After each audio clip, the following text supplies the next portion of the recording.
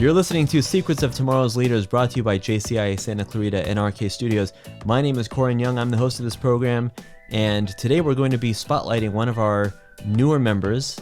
We've got somebody who's joined our organization just about a little more than a year ago.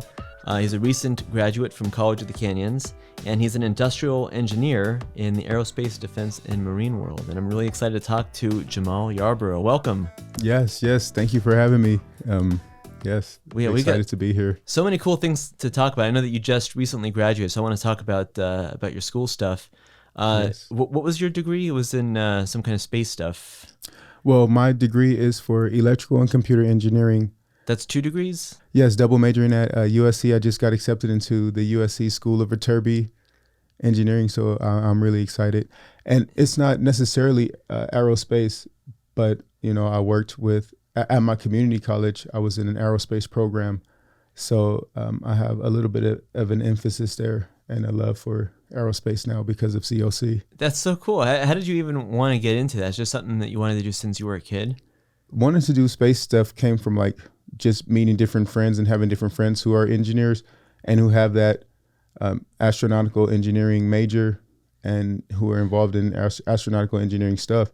But I've always been electrical and computer. I've always wanted to build stuff like drones and cell phones and electronics. I've always had my hands on electronics. I owe my sister and my little sister an easy bake oven to this day, because as soon as it seemed like it was inoperable, I took it apart and I just had to know what was making it run, what was making it drive. And I did that with TVs, VCRs, anything that broke. I used to take stuff apart too and put it back together, and there was always parts left over when I was done. Sometimes it worked, sometimes it didn't. It's the same thing for me. Even though I got things to work, I would still never be able to get every screw or nut or bolt back, even if it does work. That's always scary. But yeah, just always been a tinkerer, very, very inquisitive, and always wanted to build things and have energy transform my life, even go-karts, anything. So it's so funny that you say that you had friends that were into like these big, like high-tech things, but does that mean that that's something that started with you as an adult, or even as a kid, did you have the friends that were into that stuff? Even as a kid, I gravitated towards the people who were just into different things, and I didn't know what it was, but in elementary school, I learned how to play chess with my friend Isaac. I went to Fenton Elementary charter school in Lakeview Terrace in the San Fernando Valley. And a lot of young kids wanted to play sports or be good at hopscotch or tetherball. But I was playing chess already. I was like interested in it. I wasn't like playing at an elite level, but that's what I wanted to do. And as soon as I learned the moves, I never had to be told again. That's so funny. I mean, I guess you've got the biceps of a chess player. Hey. If I had to guess what you were doing in elementary school. So I'm really nimble. I'm really like my fingers are really nimble. I'm really like good with my hands and stuff too. So awesome. I crocheted when I was young. Did you also do sports? You have to be some kind of an athlete. I was a skateboarder growing up, actually. So. And that is a sport. It's actually another sport that takes a lot of like muscle memory and commitment. Like doing tricks and stuff? Yes, because I was an extreme skater. I've done some pretty cool tricks. Like I've kickflipped 9 stairs. I indie grab. An indie grab is like a vert skateboard trick. So you do it in a half pipe usually or off of a ramp. But I indie grabbed 11 stairs behind. It's in the bungalows of Sylmar High School. So yeah, we were Ala Vista Middle School, Sylmar High School, Verdugo Hills High School. You did this as a kid? Yes. And as an adult? And as an adult. I have a scar to prove it. That's from a skateboarding accident? Yeah, I've always been so comfortable riding skateboards that, after work one day, I was working with a friend and doing some work outside of work. That's just how I am. I love working outside of work. But yeah, he needed some work done in his backyard and stuff like that. So I helped him like take out all these dead bushes and rearrange his entire backyard. And I'm just like a mule. I love to work. And so I cleared out his whole backyard, did all the work and stuff like that. And it was time to go home. and I didn't want to call my girlfriend to come pick me up because it was like 11 at night, and I don't want him to have to drive me, and I didn't want to pay for Uber or Lyft, and there was a skateboard there. You just skateboarded home? Yes. And so I ended up like skateboarding down this hill, and I fell, and it was a steep hill. It was a really hard fall, and I ended up like breaking my arm, the radius and the ulna bone. And I don't know. No, they weren't sticking out of your skin. Yes, they were. And my palm like busted completely across the middle from side to side. It was a really hard fall, but I still skateboard to this day. So. Yeah, well, you got right back on that horse.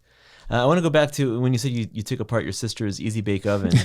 So that means that your family knew that you were into all this nerdy stuff growing up.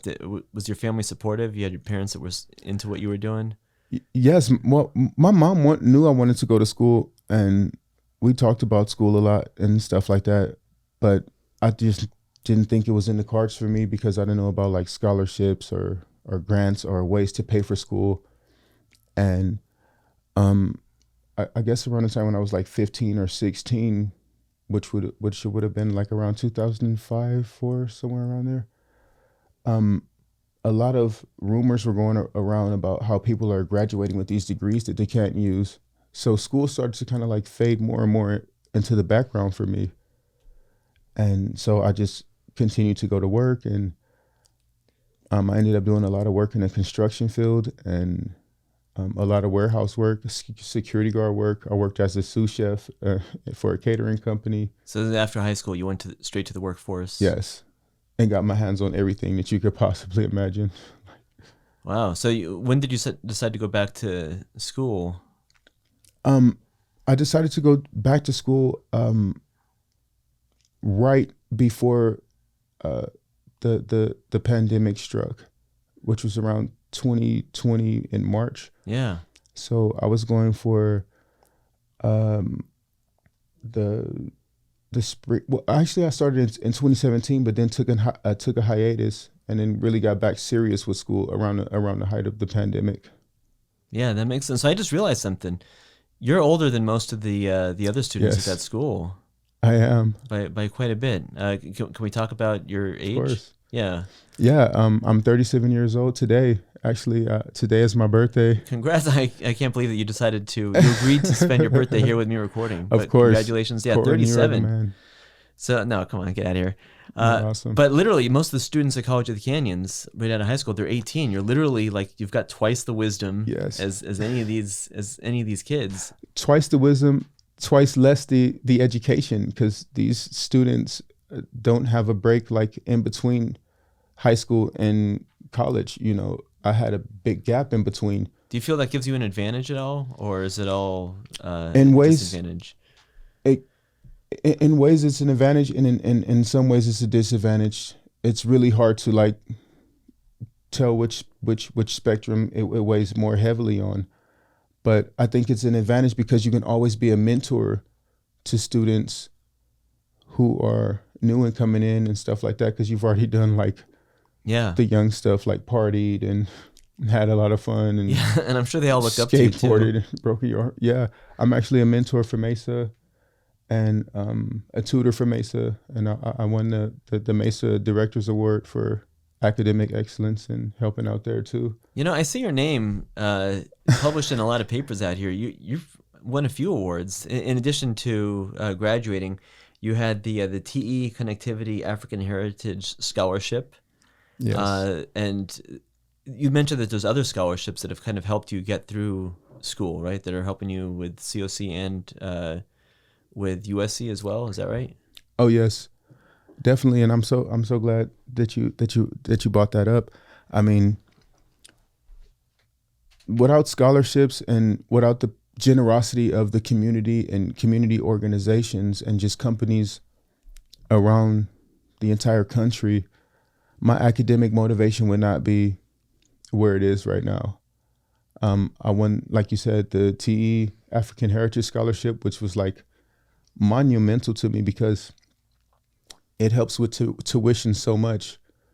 I've also won the Scholarship America Dream Award. and there's so many people that I just want to name and mention, and these people have really become my friends, like the scholarship donors and the people who are in charge of these scholarship managerial positions. They're so awesome to students who are giving their passion and dedication to their academic pursuits. So without the scholarships, yeah, it would be like very discouraging. You mentioned to me some of these programs that you're working with. One of them was the RockSatX. Yes. RockSatX. RockSatX is it's a program sponsored by NASA, and it also is sponsored by the California Space Consortium. So the Colorado Space Consortium. I'm sorry, and it's this awesome rocket program where universities around the country compete for a position on a Malamute rocket, and if you get that position, you actually go to a NASA site and see the science experiment that you design and build completely from scratch. There's no like, oh, let me buy something from Best Buy that's complete. We're building like raw circuits. We're designing PCBs on platforms like KiCad and designing our own like mechanical parts on AutoCAD and things like that. So we design and do everything from scratch, and then we get our experiment launched from a NASA platform launch pad. And the rocket goes up to 170 kilometers apogee and releases our science experiment. And we see how our predictions pan out. That's so cool. Data. So literally, I guess because you got your degree in computer engineering and electrical. So like you get to build from scratch something, and something that you help build is literally going to space. Absolutely, yes. I'm the electrical lead for the NASA RockSatX program, COC, the astrology and space team, astronomy and space, astronomy and physics team, and we send stuff to space. Now, you mentioned something. You said that all these universities are competing in this program, and College of the Canyons isn't a university; it's a community college here. It is.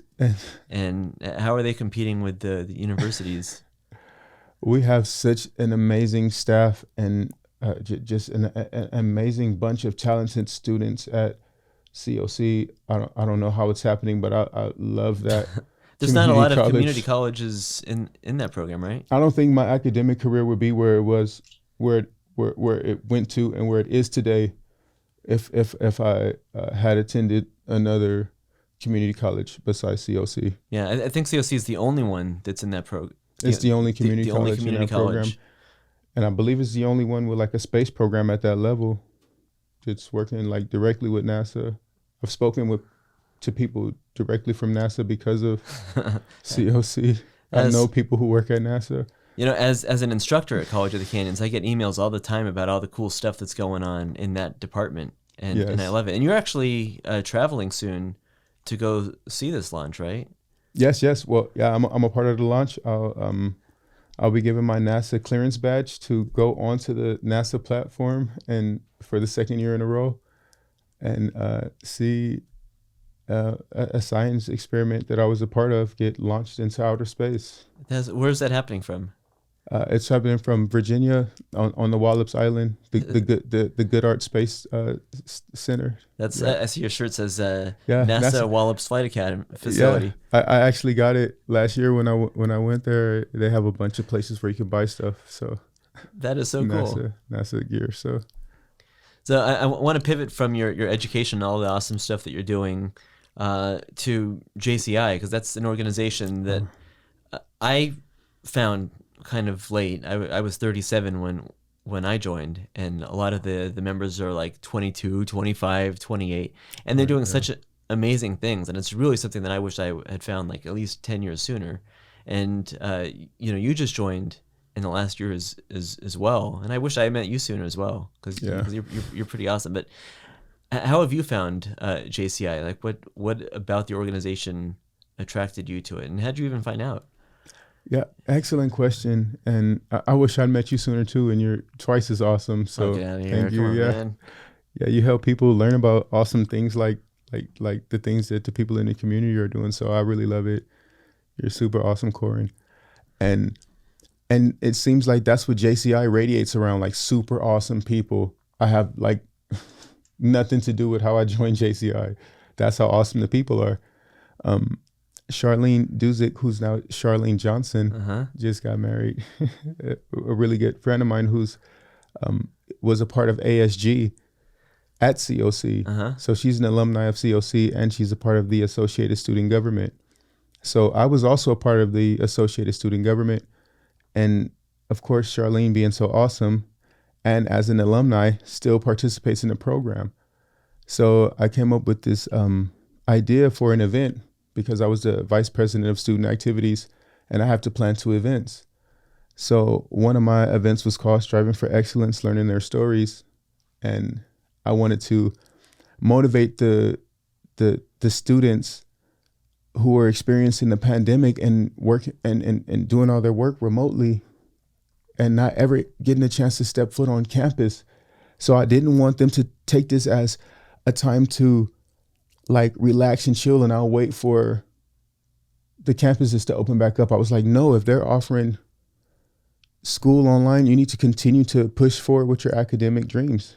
So a lot of people were excited about the idea. A lot of people got behind me. Charlene Duzick was one of them. And she helped me find some really cool alumni who attended COC to do this event. People from Lockheed Martin, Kaiser Permanente, Feban Films, and yeah, just a bunch of awesome places. I just remembered. That's where I first met you. Yeah, that's how I met you. You, Koren, doing this amazing stuff. Yeah, I read your profile actually on the COC website, and I was like, I want him. You seem awesome. My profile's on the COC website? Yeah. It's kind of like a spinoff of LinkedIn. It shows how you're a producer and how you do film. And they're the Alumni Foundation. Yeah, the Alumni Foundation. Man, I submitted that years ago. How cool. Okay. Yeah, it's still there. And it's still awesome. I'm a part of it now too, so I have to update mine. Yeah. You're but I found awesome you, stuff. Yeah. And that was years ago, like 2 years ago now. And just about, and you're super awesome. So I met Charlene there, and then Charlene knew because of the type of event that I came up with, especially during the pandemic and remotely, to get so many people involved like that.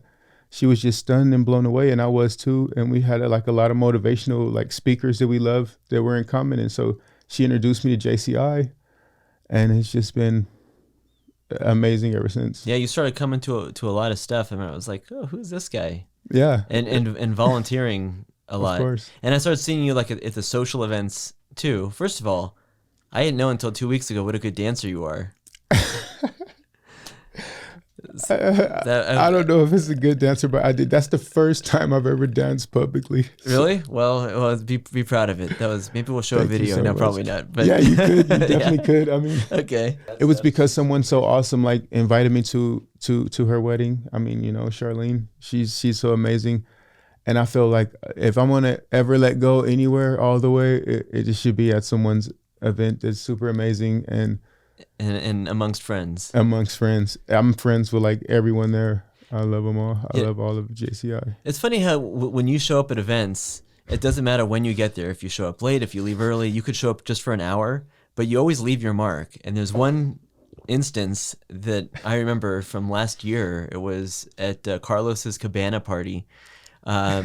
We were talking about just casually talking about fitness stuff, and I think I was talking to Grant about like, yeah, you know what, let's all make a pact to do 20 push-ups a day. Well, let's do 100 push-ups a day. Well, yeah, and we'll walk a mile every day. Yeah, we'll walk a mile. And you not only did that, like everyone else like just made the pact and didn't do it, you were sending us videos every day like, all right guys, instead of a mile I did 5 miles, but go get it. Like you were so inspirational. And you I bet you did it for the full 30 days, didn't you? I did. You probably ran 150 miles. You guys don't even remember what you fully challenged me to. It was 100-mile challenge in 30 days. Oh, that's right. Yeah, and it was so much more difficult than you. Well, no, I know it's difficult because really hard. I didn't do it. Okay. Yeah, I did it. I have the whole thing on footage. Wow. I actually lost my phone, so I hope I can like get that back again. Oh yeah. The footage. I've been struggling with that, but it's in the cloud. Hopefully it's in the cloud. I know you sent us some WhatsApp messages too. But the one thing that I'll remember is I'll show a picture of this too. Mm-hmm. We took a group photo. We were all in the pool, and I didn't know this until after when I looked at the picture. And I'm just sitting there with my gut and just posing for a picture. And behind me, there's a whole row of these guys with their arms just flexed and their chests and everything. and I said something to Brian afterwards. He's like, "Oh yeah, that's Jammal." He said that we should all flex, and I was like, "What the heck?" Like, I mean, first of all, no one told me, but secondly, even if they did, I'm so sorry. I didn't have much in there. But where does that mentality come from to flex in a photo? That's so awesome. I love that. I love that day. I remember it so much. Yeah, Carlos is amazing too. Shout out to Carlos and to Brian. Yeah, I think that working out so much and putting so much effort into staying fit. I mean, when you take a picture, that's your opportunity to promote what you've been doing. And if you don't flex, you could kind of tell that you're working out. But if you flex, you can definitely see for sure like oh, that guy's standing out. Like what is going on with this? So like posture and physique and showing off the things that you've built in the gym when it's time to be on camera, I think you should definitely do it. So I just I'll start flexing someday. But you look good. You look great. But the way that Brian said it, it's like, yeah, Jammal was like, he looked at a picture Always of himself flex. one day and said, "Oh man, why wasn't I flexing?" Yeah. And from that day on, every picture Always ever, flexing. you're always flexing, which is a great mentality. And I think that I would rather be funny looking and flexing in a picture than look at myself and say, why did I Why did I slouch? Yeah, or something like that. Or why didn't I stand up straight? And that's the thing. I think it's not even so much the flexing. I think that it's just when you don't care, when you just like smile for a picture, you kind of, you're sitting like this, you're just like, you look like a bum, right? You can, but easily, by and flexing, subconsciously too. Yeah. So I noticed that in pictures, and I was like, wait, I feel like I look better than this. What's going on? But when you're in the bathroom in the morning and you're getting ready, you tend to look at yourself and kind of sprucing yourself up a little bit and straighten out your shoulders. And when you see yourself, you actually like posture up better. Yeah. So you just have to remember that when the camera's pointed at you. So you can't see yourself, so you don't know really how you look. So you're just trying to smile, but then you let your body's not smiling. Yeah. You have to smile with your body too. That's the best way to look at it. Yeah. What is your fitness routine? Because you obviously spend like 12 days a week in the gym working out. Throw some extra days in there. Yeah, let's get it. And that's something that's how I feel sometimes. I went years without working out. I've had a gym membership for 18 years. For 3 years, I went 0 times, and I just started again. I went, for the last 3 weeks, I've gone 3 times a week. So for me, that's a lot to go like that. Is a lot. And I've also been doing MyFitnessPal, and I'm trying. I actually looked at in MyFitnessPal. I have, as my weight fluctuates, I have like a 40-pound swing between like when I'm at my lightest and I look unhealthy and thin, and when I'm at my heaviest and I look unhealthy and I don't like it. And looking at photos of myself, I found when I thought I looked my best and found my ideal weight based on that in my log. And so there's some weight that I'd like to lose, but I want to do it right, and I want to eat the right stuff, and I want to work out. And what kind of pointers can you give to people that are looking to get fit? I love this question. It's so loaded and so awesome. And I think that one of the ways that I look at fitness is probably the most unorthodox way, but I think it will work for a lot of people if they tried it. So one of the things that I try to do when I'm not in the gym, and because we all have bad days, and it's hard to always be at 110, just going. And you have work, and you have children, and you have laundry, and you have groceries. So I implement working out anywhere, everywhere, all the time, but not a lot. Like if I'm in the bathroom and I'm about to get into the shower or something, I'll be like, let me do like 25 push-ups on the floor right here in this bathroom before I get in the shower, just because I know I haven't worked out all week. And or let me do some tricep extensions off the counter. or wow, there's a pull-up bar I don't know. And then when I'm actually at the gym, You look around, you're like, hey, look, a pull-up bar. yeah, like Everything's it's a pull-up bar. Yeah. And you just have to make it not so traditional and standard to work out, because it makes you feel like you only have to be in the gym to work out. I'll work out right in front of my bed and be watching TV and in between a TV show. And then I won't eat the same way that I eat when I'm in a routine. Let's say if I get a good 2 months going where I haven't broken my regiment really at all from a goal that I set, you know, I won't eat the same if I break that for a long period of time. It's like if I start to notice like 2 or 3 weeks are going by and I haven't been in the gym, I won't continue to intake high calories. I'll go to something like really wholesome, like high in protein, like yogurt. I'll eat containers of yogurt all day. It's not delicious. Oh, okay. Well, you're not really selling it, but it's not delicious. Some of the things are not delicious, but you can make it delicious by adding granola, you know, putting peanut butter into your oatmeal and stuff like that. Having your boiled eggs, but don't boil them hard. Boil them medium so the yolk kind of almost oozes out, but not really. And then salt and pepper it, just to make things interesting, and just try to stay like try to be cognizant of your changing your program to your body, because it's just science. Like if you keep eating the same calories that you were when you were working out, and then you stop working out and you keep taking in those calories, the muscles are gonna like go down a little bit, and your weight's gonna go up because the calories. You're definitely speaking to me. That I never told you that, but I actually did that a few years ago. I was taking mass gainer, right? Mm-hmm. So it's like each shake is 1,250 calories. And because I was like, I'm going to bulk up. And I was doing those shakes every day and working out. And then I stopped working out, but I kept doing the shakes. And what do you think happened? I gained, I'm not exactly even joking, 40 pounds. I gained 40 pounds in 6 months. Yeah, it happens pretty rapidly. And so imagine if you stop working out but you change your diet to adjust with the time that you hadn't been working out. You won't really gain any weight or lose any muscle. Yeah. It'll actually be all good protein, all good carbs, because you need carbs, you need protein, you need calories. And so when people hear things like oatmeal or bread or anything like that, they think, like starch or carbs or whatever is bad for you. Like, no, there's like carbs and starch they're talking about from things like a large double cheese, extra cheese pepperoni pizza with the chicken wings and the soda. I mean, those are the carbs you have to worry about. But eating oatmeal in the morning, those are going to give you carbs to get through the day. Okay. You need to burn those carbs. You need carbs or energy. You can't go without them. You need the carbs. You need the carbs from the rice. You need it from the oatmeal. You need the beans and rice to make a complete protein. You need the egg to make it makes it one of the most complete proteins. You need the tuna. You need the stuff that sucks. You got to. I'm so sorry. That's what a trainer. You're like, you got to do the stuff that sucks. You got to do some stuff that sucks a little bit. But there are times when you know you've been crushing it, that you can eat an entire pizza to yourself, like twice in a row. But you know you can't stay there. Right. You agree with the idea of a cheat day or cheat meal or whatever? I love it. I love the idea of a cheat day, but I don't like to categorize days to cheat, because it makes you think that it just creates another system that's hard to follow.